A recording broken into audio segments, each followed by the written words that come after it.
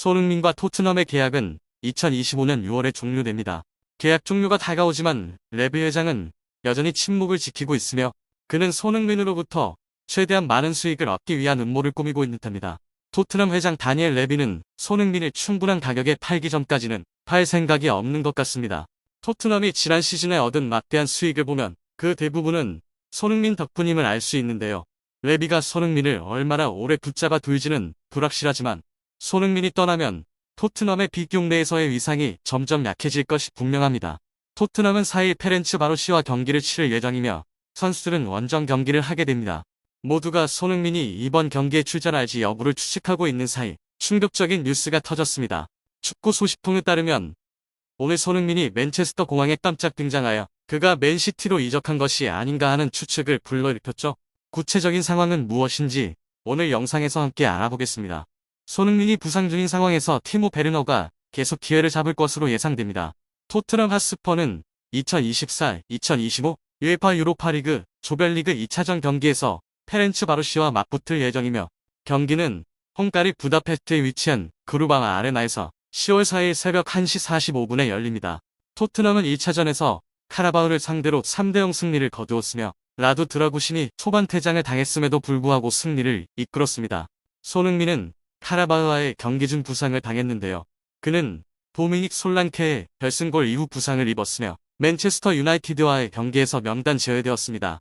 손흥민이 부상으로 명단에서 제외된 것은 매우 드문 일입니다. 안제 포스테코글루 감독은 맨체스터 유나이티드와의 경기 손흥민의 상태에 대해 더 지켜봐야 한다. 현재 그는 휴게실에서 뛰고 있을지도 모른다. 오늘 경기를 앞두고 검사를 받을 시간이 없었다. 런던으로 돌아간 후 다시 평가해보겠다. 심각한 문제가 없기를 바란다고 말했습니다. 손흥민이 한국 국가대표팀 명단에 이름을 올렸지만 토트넘은 그를 무리하게 기용하지 않을 것으로 보이죠. 헝가리 원정을 앞두고 페렌츠바로시와 같은 약체팀과의 경기는 손흥민에게 휴식을 줄 기회가 될 수 있습니다. 손흥민이 맨체스터 유나이티드와의 경기에서처럼 휴식을 취한다면 티모 베르너가 출전 기회를 잡을 것입니다.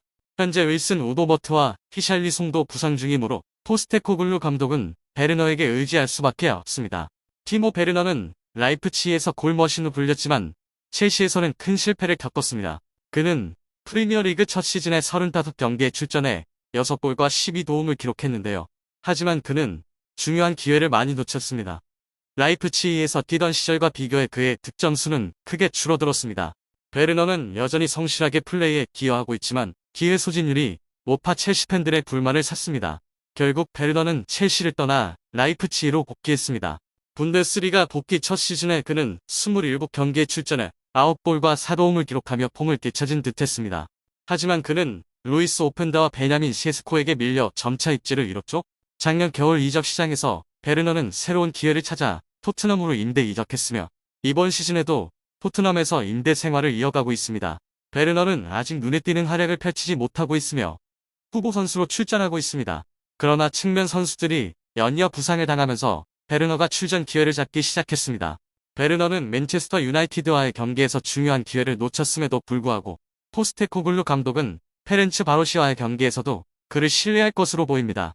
영국 매체 기브미 스포츠는 베르너는 맨체스터 유나이티드와의 경기 후에도 페렌츠 바로시와의 경기에서 계속 주전 자리를 지킬 것이다. 이번 경기는 베르너에게 큰 기회다. 포스테코글루 감독은 그를 믿고 있으며 헝가리 원정 경기는 베르너에게 기회가 될 것이다. 그는 동료들의 지지를 받고 있으며 점점 자신감을 되찾고 있다. 예상컨대 그는 솔란케와 함께 다음 경기에서 출전할 것이다라고 예측했죠. 한편 손흥민에 대한 충격적인 내부 정보가 손흥민이 헝가리로 가는 팀 동료들과 함께 비행하지 않고 맨체스터 공항에 깜짝 등장하면서 큰 주목을 받았습니다. 일동은 손흥민이 최근 이적설이 돌고 있는 맨체스터 시티로 공식적으로 이적한 것이 아닌가 하는 수많은 소문을 불러일으켰습니다. 맨체스터에서 손흥민이 등장하자 공항 주변은 그 어느 때보다 시끌벅적해졌습니다.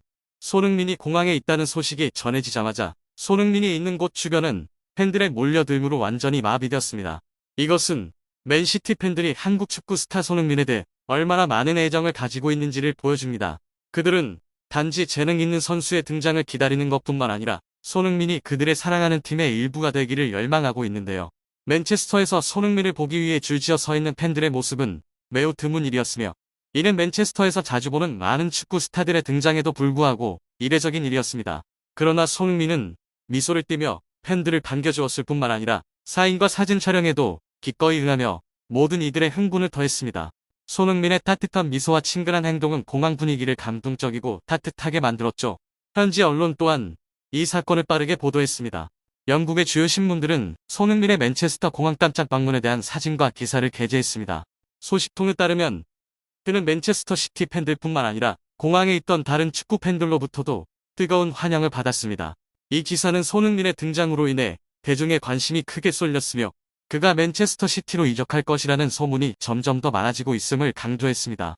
맨체스터 공항에 몰려든 사람들은 손흥민의 이름을 외치며 그를 단순한 뛰어난 축구 선수만 보지 않고 그의 인격을 존경하고 있음을 보여주었는데요.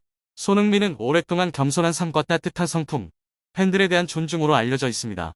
그는 대중과의 모든 만남에서 항상 전문적이고 친절한 모습을 보여주었으며 이는 전 세계 팬들의 사랑을 받는 이유 중 하나입니다. 손흥민의 인기는 축구 경기장에만 국한되지 않고 그의 삶의 모든 면으로 확장되었습니다. 그는 한국의 국가적인 상징이자 축구장에서의 성취뿐만 아니라 사람들과의 관계에서도 존경받고 있습니다. 손흥민이 맨체스터에 나타나면서 팬들뿐만 아니라 축구계 전반에서도 큰 기대감을 불러일으켰죠. 만약 손흥민이 정말 맨체스터 시티에 합류한다면 이는 그의 커리어에서 큰 전환점이 될 것이며 맨시티 팬들에게도 큰 선물이 될 것입니다. 손흥민의 등장에 대한 맨시티 팬들의 반응은 그가 단순히 뛰어난 축구 선수일 뿐만 아니라 전 세계적으로 사랑받는 상징임을 명확하게 보여줍니다. 맨체스터 시티가 손흥민을 영입한다면 단순히 팀의 전력을 강화하는 것뿐만 아니라 아시아, 특히 한국에서의 팬층을 더욱 넓히는 계기가 될 것입니다. 한편 대한민국 문화체육관광부는 대한축구협회 회장 정봉주가 클린스만 감독을 임명할 때 직접 인터뷰를 진행했다고 밝혔습니다. 10월 2일 오전 10시 문화체육관광부는 서울 종로구에 위치한 정부 서울청사에서 대한축구협회의 감독 선임 과정에 대한 조사 결과를 발표하는 기자회견을 열었는데요. 이 회견은 최은준 감사관이 주재했습니다. 문화체육관광부는 2023년 7월 29일부터 대한축구협회의 관리 감독 기관으로서 국가대표팀 감독 선임 과정과 이 과정에서의 문제점 개선을 위해 조사를 진행했다고 설명했습니다. 문화체육관광부는 클린스만 감독과 홍명보 감독을 임명하는 과정에서 문제를 발견했습니다. 특히 클린스만 감독을 임명하는 과정에서 국가대표 강화위원회가 무력화되었고 정 회장이 직접 인터뷰에 참여한 것으로 밝혀졌습니다. 국가대표팀 관리 규정 제12조에 따르면 국가대표팀 감독은 국가대표 강화위원회의 추천을 받아 이사회의 승인을 통해 선임되어야 합니다. 그러나 대한축구협회는 위원회가 설립되기 전에 후보 명단을 작성하고 후보들과 접촉한 것으로 드러났는데요. 문화체육관광부는 2023년 1월 대한축구협회와 강화위원회 위원장인 마이클 밀러는 후보 명단을 작성하고 위원회가 설립되기 전에 대리인을 지정해 20명이 넘는 후보들과 접촉했다. 임명 과정에서 위원회의 참여가 배제되었다고 밝혔습니다. 강화위원회의 6명 위원은 첫 회의에서 밀러 위원장에게 권한을 위임하라는 요청을 받았습니다. 회의 결과 감독 선임 과정은 밀러 위원장에게 위임되었으나 주요 정보는 위원회와 공유하고 확인해야 한다는 결론이 나왔습니다. 그러나 위원들은 어떠한 정보도 전달받지 못했습니다. 정 회장은 감독을 지명할 권한이 없었음에도 불구하고 2차 인터뷰에 참여했습니다. 문화체육관광부는 인터뷰 과정이 투명하지 않았다고 비판했습니다. 정 회장이 진행한 2차 온라인 인터뷰에 대한 기록이 남아있지 않아 그 내용과 최종 평가 결과를 아무도 알지 못한다고 말했습니다. 강화위원회 위원들은 클린스만 감독과의 계약이 체결된 후에야 결과를 통보받았는데요. 대한축구협회는 클린스만 감독 임명 과정에서 이사회 승인 절차도 지키지 않았습니다. 문화체육관광부는 대한축구협회가 허위 사실을 반박하는 자료를 발표한 점도 비판했습니다. 협회는 밀러 위원장이 클린스만 감독과 2번의 온라인 인터뷰를 모두 진행했다고 잘못된 주장을 했습니다. 그러나 실제로는 정 회장이 2차 인터뷰에 참여했으며 이는 협회가 공개적으로 부인한 사실입니다.